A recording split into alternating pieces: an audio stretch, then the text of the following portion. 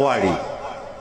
دا فکر چې یو واره د چا قلب باغي شو او دغه طبیعت کې پیدا شو، وایي د دغه علاج بیا ډېر مشکل ده.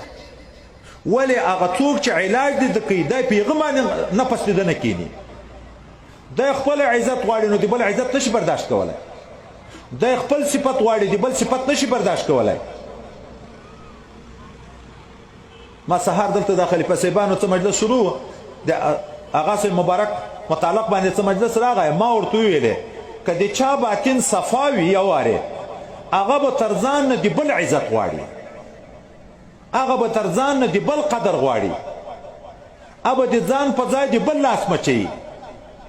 ځکه په دې پیږي چې په اعزاز و نفس کې زه تباه کېږم، په صفت نفس کې چې خلک د ما صفت کې زه تباه کېږم.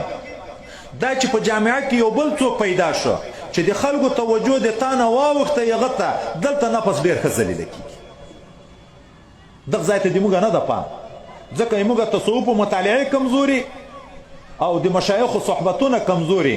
مریدي ده فقط ذکر، صحبتونه نشته. اصلاح خو چې راځي په صحبتو راځي، په ذکرو نه راځي. په دغه باندې چا سر نه ده خلاص. د لطایفو اصلاح د دا پنځو په ذکرو راځي، خو د نفس اصلاح دا په صحبتو راځي. مهم نفس ده که لطایف دي. لطایف خو عالم امر هغه خو اصل ذات کې دي نوراني. بدماش خو نفس ده ان نفس لاماره بالسوء. د دغه علاج چې کېږي دا په هغه چا سره کېږي چې په هغه کې داسې اصلاح راغلی وي، د تکبر مزاج نه وي، د حسد مزاج نه وي، د دنیا د محبت مزاج نه وي، د جاه و جلال مزاج نه وي، په ده کې نیستی راغلی وي. د تصوف ټول حقیقت نیستی ده. نیستی دا په یوه ورځ، په یوه جلسه، په یوه مجلس، په یوه ختم، په یوه صحبت دا شی نه پیدا کېږي چې داسې ځای په سړي کې نه یې راغلی. حضرت ظلمت خلیفه صاحب مبارک قدس الله سره، سدوزی خلیفه صاحب مبارک قدس الله سره دواړه مخ ته روان وو. د ارغندې خلیفه صاحب مبارک د زیارت نه را روان وو، دوی دواړه مخ ته وو، زه په پسې وم. په دا مابین کې سدوزي خلیفه صاحب مبارک ظلمت خلیفه صاحب مبارک ته چې هر څه خبره وکړه د هغه خبر ما نه واورېده، خو ده په جواب کې دا ورته وویل، دا د جواب مې واورېده. زه الحمدلله د مشایخو خبرې نه ویروم. ده ورته ویلې په ما صفت او غیبت دواړه برابر دي، که څوک مې صفت کې که څوک مې غیبت کې زه څه کوم.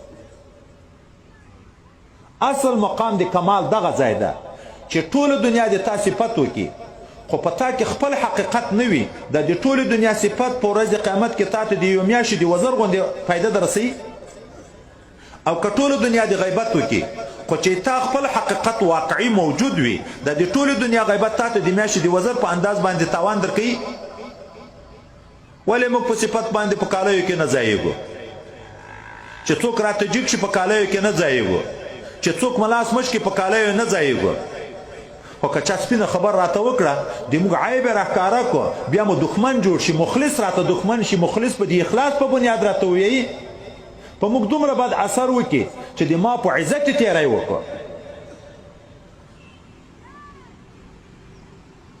اصل ما خو ویل چې تصوف په زلک بیان بیا په بیګا کې که خدای پاک جوړ کم بیګا مې هم سیرونه لګوه، ابله شپه مې ته به مې خو بیا دلته مې پیریان وینېسي ذاتي سبق کې خبره رانه اوږده شي. الله تعالی امتحان واخیست دغه امت نه،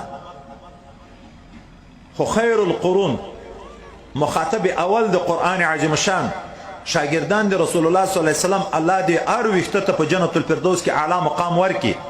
یغو په کامل اخلاص سره لبیک ویلې تسلیم شو، د موږ زمام فارغه شوه. الله تعالی موږ هم پوه کړو چې لا یکلف الله نفسا الا وسعها. د هغو د اخلاص ثمره وه، د هغو د انقیاد او د اطاعت ثمره وه.